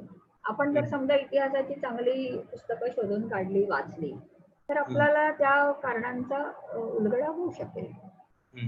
आणि मला खात्री आहे की तुम्ही सगळे अभ्यासू लोक आहात, तेव्हा अशा प्रकारचे संदर्भ तुम्ही शोधून काढाल आणि त्याबद्दलचं ज्ञानही मिळवायचा प्रयत्न कराल. ठीक आहे, छान छान. मॅडम नमस्कार, मी पंकज बोलत आहे. बोला. आता पुढचा प्रश्न आहे की तत्वज्ञान या विषयाअंतर्गत अशा काही कसोटीज किंवा असं काही हे लावल्या जातं का, वेगवेगळ्या धर्मविषयक जे काही ग्रंथ असतात किंवा धर्मविषयक ज्या काही संकल्पना असतात त्यांना तत्वज्ञान या विषयाअंतर्गत तुम्ही आता ज्या प्रकारे या कसोट्या कशा लावायच्या किंवा कशा लावल्या जातात किंवा तत्वज्ञानामध्ये आता कसा उपयोग केला जातो हे सांगितलेलं आहे. तर जर समजा सायंटिफिक अप्रोच घेऊन जर त्याला हे करता आलं, तर असं काही स्टडी झालेली आहे का की किती धर्म किंवा त्यांच्या किती कसोट्या ह्या तत्वज्ञानाप्रमाणे या प्रकारे कसोट्या लावून ह्या मान्य आहेत किंवा ह्या अमान्य आहेत, असं कोणी काही केलं आहे का? म्हणजे धर्म हा वैज्ञानिक आहे किंवा काय असं म्हणताय तुम्ही? नाही, वैज्ञानिक तर असं नाही म्हणतायत ना. आता हा. याच्यामध्ये तुम्हाला फक्त तत्वज्ञानच सांगायचं आहे, पण हे तत्वज्ञान कसोटीवर टिकू शकतं का किंवा नाही टिकू शकत, अशा प्रकारची मीमांसा किंवा हे झालेले आहेत का? अशा प्रकारचं काही शोधन झालेलं आहे का? की बरं. एखादी धम्मसंकल्पना जर हा. कोणी मांडली असेल, तर ती संकल्पना या कसोटीवर उतरते, अशा प्रकारचं हे झालेलं आहे. आणि मग काही उतरत नाही, तर तशा प्रकारचं काही संशोधन झालेलं आहे. आणि झालेलं असेल तर अशा प्रकारे कितपत याला हे झालेलं आहे, आणि नसेल झाले तर मग तत्वज्ञानांनी किंवा या विषयामध्ये रिसर्च करणाऱ्यांनी म्हणा किंवा कार्य करणाऱ्यांनी हे करायला पाहिजे. कारण ह्यात सगळ्यात मोठ्या तत्वज्ञानी कॉन्सेप्ट आहेत, ज्या खूप मोठ्या मासला एका वेळी प्रभावित करू शकतात. आता प्रश्न तुमचा बराच असा गुंतागुंतीचा आहे, पण बघू आपण त्याला जरा थोडं सोपं करायचा प्रयत्न करू. आपण जेव्हा म्हणतो की तत्वज्ञान कसोटीवर उतरतं का, तर नेमकं ते आपल्याला कशाच्या कसोटीवर उतरायला हवंय ते आपल्या डोक्यामध्ये क्लिअर आहे का, हा प्रश्न आपण आपल्याला विचारायला पाहिजे. आपल्याला माहिती आहे, तुम्ही आता म्हटलात तसं त्याप्रमाणे, की विज्ञानाचा संबंध नाही याच्यामध्ये. म्हणजे वैज्ञानिक कसोटीवर ते उतरतंय का असा प्रश्न तुम्ही विचारत नाही आहात. पण मग ते विज्ञान नाही तर इतर कशाच्या कसोटीवर उतरायला हवं, हे आपल्याला थोडंसं शोधून काढायला हवं. आता धर्म आणि तत्वज्ञान हे सुद्धा एकमेकांपासून वेगवेगळं आहे. हे जरी परस्परांशी संबंधित असलं तरी धर्म वेगळा आणि तत्वज्ञान वेगळं. याचं कारण धर्माचा भर कशावर आहे, आपल्याला आदर्श जीवन मार्ग देण्यावरती आहे. आपल्याला हा शब्द माहिती आहे ना, बुद्धाने आपल्याला धम्म दिला. धम्म म्हणजे काय, तर आपल्याला निर्वाणापर्यंत जाण्याचा किंवा दुःखमुक्तीपर्यंत जाण्याचा मार्ग त्याने दिला. तसंच जैन धर्माचं आहे की जैन धर्माने मोक्षापर्यंत जाण्याचा मार्ग दिला. आणि सगळ्या धर्मांचं कार्य हे मुख्यतः हेच आहे. धर्मांमधले जे भेद आहेत ते त्या मार्गावर आधारित असे भेद आहेत. हा, त्यांचे तात्विक विचार वेगळे आहेत, सगळं आहे. पण धर्म आणि तत्वज्ञानांचा एकमेकांशी संबंध काय, तो संबंध कदाचित असा सांगता येईल की तत्वज्ञान, प्रत्येक धर्माला तत्वज्ञान असतंच, असायलाच पाहिजे. आणि ते जर नसेल तर तो धर्म म्हणजे केवळ एक रिच्युअल होईल, केवळ कर्मकांडात्मक राहील, नुसतीच उपासना आहे पण ती उपासना का करतोय हे माहिती नाही, अशा प्रकारचं ते होईल. तेव्हा प्रत्येक धर्माला तत्वज्ञान हे असायलाच पाहिजे. पण प्रत्येक तत्वज्ञानातून धर्म उदयाला येईल असं नाही. मग जर आपण ज्याला तत्वज्ञान म्हणतोय, म्हणजे आता आपल्याला धर्म आणि तत्वज्ञान याच्यामधलं थोडंसं अंतर काय आहे ते दिसलं. मग तत्वज्ञान विचार कशाचा करतोय, तर तत्वज्ञान तुम्हाला पडणाऱ्या मूलभूत प्रश्नांचा अभ्यास करतं. मुळात तत्वज्ञान आधी प्रश्न विचारतं आणि त्या प्रश्नांची उत्तरे शोधण्याचं काम तत्वज्ञान करतं. म्हणजे आता आपण कोण आहोत हा जर सामान्य प्रश्न विचारला तर आपल्याला काही पण उत्तर देता येईल. आपलं नाव सांगता येईल, आपलं सोशल स्टेटस काय आहे ते सांगता येईल, सगळं आहे. आता कोणी म्हणाल की हे सगळं मला माहिती आहे, पण तरी सुद्धा मी कोण आहे हे मला जाणून घ्यायचं. हे जग खरं आहे की खोटं आहे, ते कुठून आलं, माझं या जगाशी काय नातं आहे, माझं जग मी निर्माण केलंय की मी या जगाचा एक भाग आहे, या अशा मूलभूत प्रश्नांची उत्तरं तत्वज्ञान शोधायचा प्रयत्न करतं. ही जर उत्तरं एखादं तत्वज्ञान समाधानकारकपणे शोधत असेल, देत असेल, तर ते तत्वज्ञान स्वीकारार्ह आहे. मला जर ती उत्तरं पटली नाहीत, तर मी दुसरी उत्तरे शोधावीत आणि मी माझं तत्वज्ञान लिहावं. इतकी तत्वज्ञानामध्ये कशी लवचिकता आहे, पण एक बौद्धिक स्वीकारार्हता सुद्धा त्याच्यामध्ये असली पाहिजे, हे आपल्याला दिसतं. म्हणजे तत्वज्ञान म्हणजे कवी कल्पना नाही किंवा केवळ कल्पनाशक्तीच्या आधारावर इमले बांधणं नाही, परिकथा निर्माण करणं नाही. त्याच्यामध्ये सगळं आकर्षक आहे, पण ते बुद्धीला पटण्यासारखं नाही. व्यवहारात आपण उतरलो की त्या सगळ्याचा फोलपणा दिसायला लागतो. तत्वज्ञान असं फोल नाहीये, उलट आपल्या सगळ्या व्यवहाराला एक नेमकी दिशा देण्याचं काम आणि बरोबर त्याचं ध्येय काय, अंतिम ध्येय ते दाखवण्याचं काम तत्वज्ञान करतं. आपल्याकडे तत्वज्ञानाला असे वेगवेगळे शब्द आहेत. म्हणजे तत्वज्ञान हा एक शब्द आहे, पण तत्वज्ञानाला दर्शन असं म्हटलं जातं. आणि दर्शन म्हणजे आपल्याला बुद्धीच्या चक्षूंच्या साह्याने, म्हणजे ज्ञानचक्षूंच्या साह्याने जे दिसतं ते दर्शन. ते जर आपल्याला असं खात्रीशीर झालं तर ते आपलं तत्वज्ञान होतं. पण त्याचबरोबर तत्वज्ञानाला आणखीन एक शब्द आहे, तो म्हणजे अन्वीक्षिकी. अन्वीक्षिकी म्हणजे चिकित्सक विचार किंवा चिकित्सक परीक्षण. आपल्या मूलभूत प्रश्नांची जी उत्तरं आपल्याला मिळतील त्याच्यावर समाधान न मानता त्या मिळालेल्या उत्तरांची सतत चिकित्सा करत जाणं, ही प्रक्रिया मानवी जीवनामध्ये निरंतर चालू राहते. तुम्हाला सगळ्यांना हे माहिती असेल की भगवान बुद्धांनी त्याच्या शिष्यांना आणि त्यांच्या संपर्कात येणाऱ्या लोकांना काय सांगितलं, की ही आर्य सत्य आहेत आणि हा मार्ग आहे, पण यांचा स्वीकार तुम्ही मी सांगतोय म्हणून करू नका. तुम्ही त्यांचा पडताळा घ्या.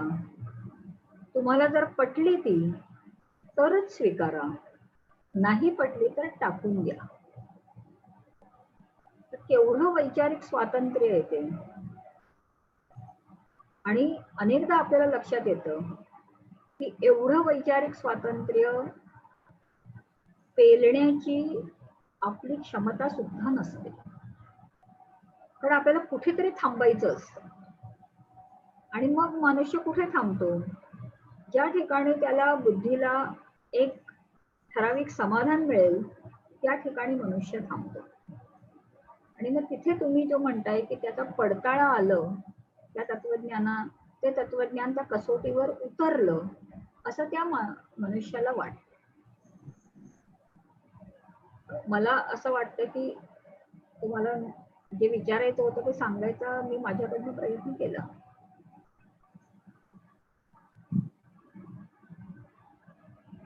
हो, थँक्यू मॅडम. हॅलो मॅडम, बोला. एक प्रश्न होता महत्वाचा की जसं अनुमान ज्ञानाचं हे जे साधन आहे, तर संतांनी त्यांच्या पद्धतीनं या पद्धतीचं अनुमान मांडलेलं आहे आणि आपल्याला ते समजताना कसं येतं, मला हे 3 उदाहरणानुसार समजून बघायचं होतं की ते कशा पद्धतीचं आहे. जसं संत तुकाराम म्हणतात की की पाण्यातील मासा झोप घेतो कैसा, जावे त्याच्या वंशी तेव्हाकडे. हीच गोष्ट संत कबीर म्हणतात की पाणी में मीन पियासी रे, मोह सुन सुन आवत आसी रे. आणखी एका ठिकाणी संत कबीर म्हणतात की माटी कहे कुंभार से, तू क्यों मोहे रोंदे, एक दिन ऐसा आवेगा मैं रोंदू तो है. याच्यामध्ये हनुमानाचं एक उत्कृष्ट उदाहरण दिसतं, पण समजताना बरेचदा हनुमान आपलेच चुकतात.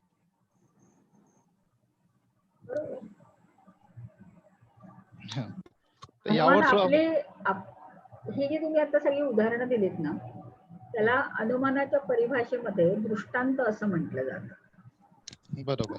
हा, दृष्टांत म्हणजे उदाहरण.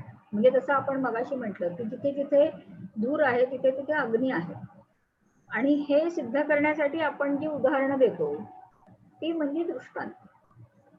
बरोबर. आता या प्रत्येक संत महात्म्यांनी त्यांना जे सांगायचंय ते सिद्ध करण्यासाठी ही उदाहरणं मांडलेली आहेत.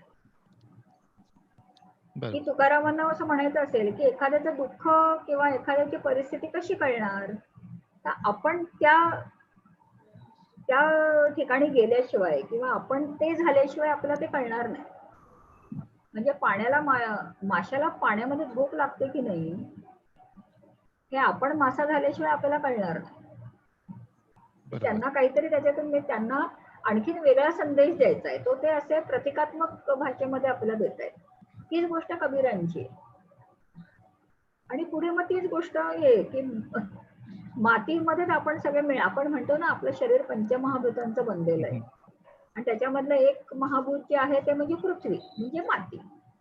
बरोबर. तेव्हा आपण लौकिकदृष्ट्या त्या मातीपासून सगळं बनवत असतो, पण ह्याचं आपल्याला कधीतरी भान असतं का की आपला शेवट या मातीमध्येच मिसळून होणार आहे. म्हणजे कुठेतरी एक प्रकारची पंचमहाभूतांसमोरची नम्रता दाखवण्यासाठी अशा उदाहरणांचा, अशा दृष्टांतांचा वापर केलेला आहे. तेव्हा दृष्टांतांचं कार्य हे आपल्या सगळ्या अनुमान प्रक्रियेमध्ये महत्वाचं आहे. पण फक्त दृष्टांत घेऊन आपण बसलो तर म्हणजे त्याच्यातून जे दाखवायचा प्रयत्न करतायत ते देखील महत्वाचं आहे ना, ज्याला आपण शाखाचंद्र न्याय असं म्हणू शकतो. की असं लहान मुलाला चंद्र दाखवताना आई म्हणते की ते बघ तो झाडाच्या फांदी मागे चंद्र दिसतोय.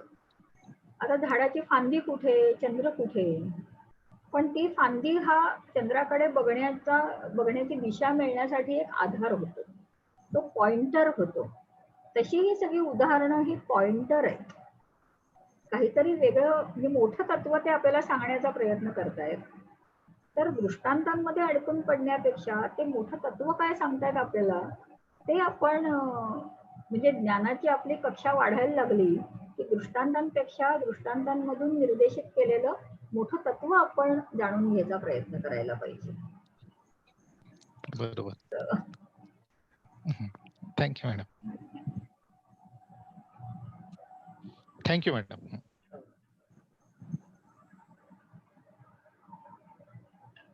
थांबायचंय का आज इथे? म्हणजे आज म्हणजे आता आपली सगळी लेक्चर झालेली आहेत. बौद्धांच्या प्रमाणमीमांसेचा आपण जेवढा आपल्याला शक्य होता तेवढा सगळा अभ्यास केला, आणि आता याच्या पुढे जे करायचं आहे ते तुम्ही निश्चितपणे कराल याची मला खात्री आहे. मॅडम तुम्ही ते काय बुक्सचे नाव सुचवणार हा होत्या हा येस, बिब्लिओग्राफी. मी आता तुम्हाला कशी मेल करू का मी? हा मेल करा. मला जरा या आनंद संदन सिंगांनी त्यांनी मला ईमेल पाठवलाय, मला वाटतं त्यांचा. आम्ही परत तुम्हाला व्हॉट्सअपला टाकू मॅडम. हो चालेल, मी तुम्हाला ती लिस्ट पाठवते. मला ते लक्षात नाही आलं, एक शेवटची स्लाइड मध्ये मी ते सगळं बिब्लिओग्राफी खरं केली असती, पण लक्षात नाही राहिलं माझ्या. पण ती स्वतंत्र आहे, ती मी तुम्हाला मेलवरती पाठवते. निश्चित. आमची अपेक्षा होती की तुम्ही अजून एक दिवस आम्हाला द्याल. हो बरोबर आहे, पण सोमवारपासून माझी दुसरी काही लेक्चर सुरू होणार आहे, ते जे आपण केलंय. पुन्हा केव्हा तरी आपण पुढे मागे भेटू, तेव्हा नक्की करूया. परंतु मॅडम आमच्या सगळ्यांकडनं तुम्हाला विनंती की जे लोक ह्या सेशनला जॉईन होऊ शकलेले नाही, तर मी परत अपेक्षा करतो की पुन्हा आपण आम्हाला वेळ द्या. देऊ ना, तुमच्या सवडीनुसार. होय होय, नक्की. आणि खूप सुंदर सेशन झालं मॅडम, आणि बरेचसे कन्सेप्ट क्लिअर झालेत की जे काही बऱ्याचशा गोष्टीच्या अडचणी होत्या त्या एकदम खूप सोप्या आणि सहज भाषेमध्ये तुम्ही समजून सांगितल्या, आणि त्याच्यामधले बारकावे लक्षात आले की बऱ्याच गोष्टी चुकताना आपण त्याचा संदर्भ चुकीचा लावतो आणि त्याच्यामुळे कधी कधी आपलंही चुकतं. परंतु याच्यामध्ये तुम्ही एक ते अकॅडमिक लेवल सारखं शिक्षकांनी शिकवल्यासारखं आणि ते आम्ही विद्यार्थी होऊन शिकलो, आम्हाला बरंच खूप चांगलं कळलं, आणि खरंच तुमचे मानावं तेवढं आम्ही धन्यवाद मानतो. आणि व्यक्तिशः पण मी तुम्हाला त्याबद्दल खूप खूप म्हणजे आभार व्यक्त करतो. धन्यवाद मॅडम. मलाही मजा आली तुमच्या सगळ्यांच्या बरोबर लेक्चर्स करताना. म्हणजे मला फार आश्चर्य वाटलं मला की असाही कुठे स्टडी सर्कल असू शकतं, आणि त्याच्यामध्ये इतक्या गंभीरपणे या सगळ्या अकॅडमिक विषयांचा लोक अभ्यास करतात. हे छान वाटलं मला तुमचा सगळा ग्रुप बघून. Okay, thank you madam. त्याच्यासाठी या आनंद संदन सिंगांचे फार आभार, कारण त्यांनी अगदी चिकाटीने माझा पाठलाग केला आणि मला ही प्रमाण शास्त्र आम्हाला शिकवा हे अगदी मला म्हणजे माझ्याकडनं हो म्हणून घेतलं त्यांनी. अर्थात मी म्हणजे तक्रारीच्या सुरात सांगत नाहीये, पण छान म्हणजे चांगला अनुभव आला मला सुद्धा. धन्यवाद मॅडम, बरं वाटलं मला. आमच्या आपण नकार देणार असं सुरुवातीला नाही वाटलं. नाही का बरं? नाही, सुरुवातीला मला ते वाटलं होतं, पण म्हटलं एक मॅडमना विचारून बघू आपण. बरोबर फार काय होईल, एक तर मॅडम हो म्हणतील किंवा नाही म्हणतील, दोघांपैकी एक काहीतरी होईल. बरोबर. आणि सुदैवाने आम्ही नशीबवान ठरलो की आपण अरे अरे की खरोखरच म्हणजे 5 दिवसांचं हे जे सेशन आहे, जे आम्ही आजपर्यंत जो काही अभ्यास केलेला आहे, थेरॉटिकली म्हणा किंवा थोडाफार प्रॅक्टिकली म्हणा, पण त्याची स्पष्टता ह्या 5 दिवसांच्या सिरीज मधनं आम्हाला येत गेली. बऱ्याचशा गोष्टींची उकल होत गेली आणि खरं म्हणजे ह्या बेसिक गोष्टी माहित नसल्यामुळे मग आमचा प्रवास कुठेतरी थांबलेला होता. आता तो पुन्हा सुरू झालाय, याच्याबद्दल आपले खरोखरच आभार. आणि आम्ही म्हणजे प्रत्यक्ष भेटून आपले आभार मानू शकत नाही, परंतु नाही ठीक आहे त्यावेळेस आपण भेटू परत. चालेल. आणि पुन्हा भविष्यामध्ये आपण आम्हाला वेळ द्याल अशी आम्ही अपेक्षा करतो. हो नक्की नक्की. धन्यवाद. हो, थँक्यू मॅडम. थँक्यू.